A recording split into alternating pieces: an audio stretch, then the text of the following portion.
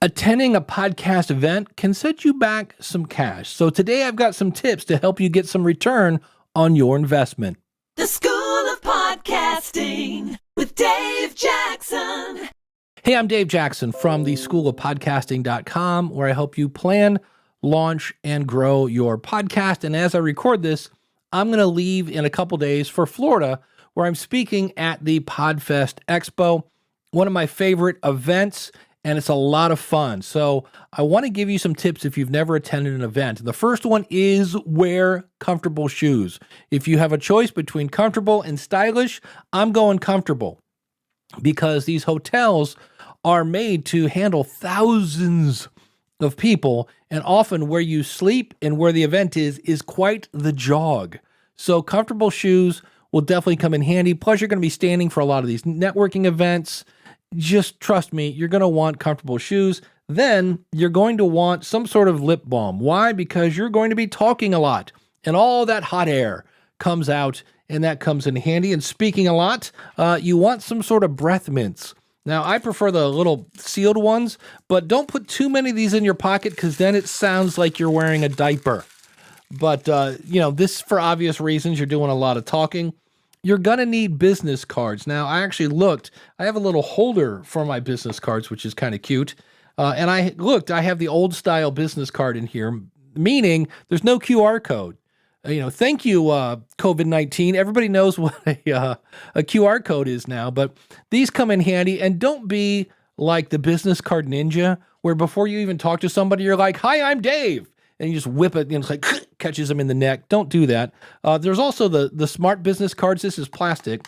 And what's cool is if I hold this to your phone, it will actually take you to my website, where you can follow and subscribe and contact and hire me and all sorts of stuff. And it has the QR code on the back. So those are fun ways to do that. Attending the event, what you want to do is don't make this a game day decision.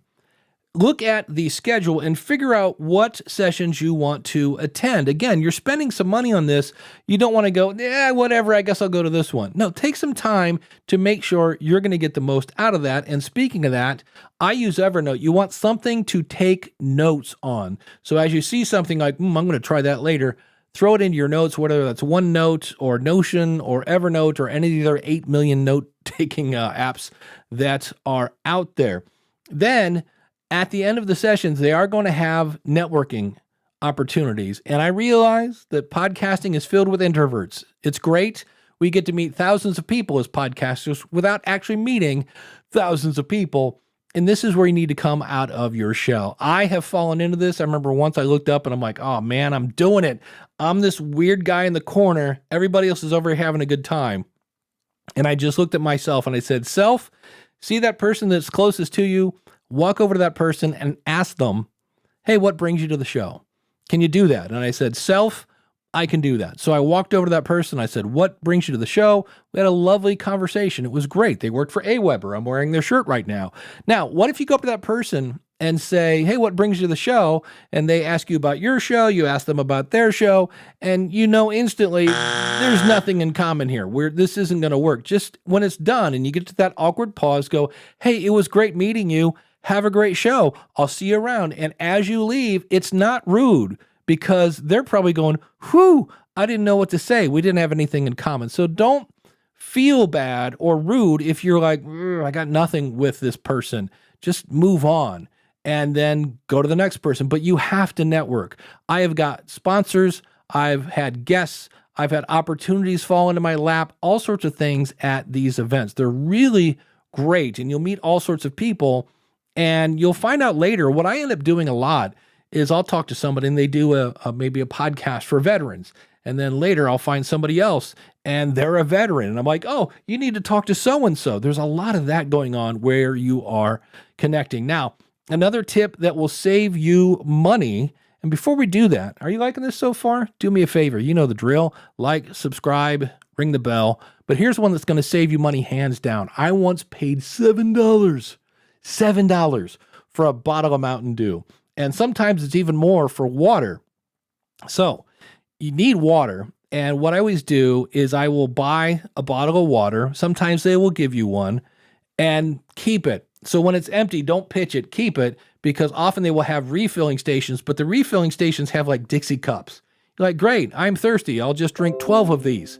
So refill your water bottle. That's great. Another tip when it comes to water, because you need water, you need to stay hydrated, is if there is no place to refill at the end of the night and you're like, man, I really need some water. Every hotel almost always has some sort of gym, and the gym always has some sort of water fountain. So you can always refill your bottle in the gym for free. Now, speaking of water, you're going to get hungry. And often you're running around because it's kind of a once in a lifetime opportunity to see these people. So you're like, I'll eat later. Or you're going to go to lunch, but there's a line and you just end up running around and you're having fun. It's a great time, but all of a sudden your stomach's hungry. So you want to bring some sort of protein bars or some sort of quick kind of snack that you can put in a backpack or whatever it is and then eat that later, because again, if I'm having a great conversation and I could go to lunch, I'm staying with the good conversation and I will eat later. So bring some sort of protein bars or something like that so that you can keep your stamina up. And that's the other thing that I personally have learned the hard way. You're going to want to stay up forever and talk to your friends. But what will happen is the less you sleep and the less you eat and the less water you stay, now you're getting dehydrated, you're going to get sick. And so many times we think we get sick because we're around a lot of people or because we're on an airplane. No, we're depriving ourselves of everything we need to live. And so I know I am doing a much better job of, at some point I go, look, I'm not 22 anymore. I'm not going to stay up till 3 a.m. talking to people. We can always catch up later. We talked about business cards and we talked about taking notes. And in both cases, when you get home, when you wrote that note, you're probably like, I'm going to test this when I get home. Well, test it. You're home. Don't let that knowledge evaporate.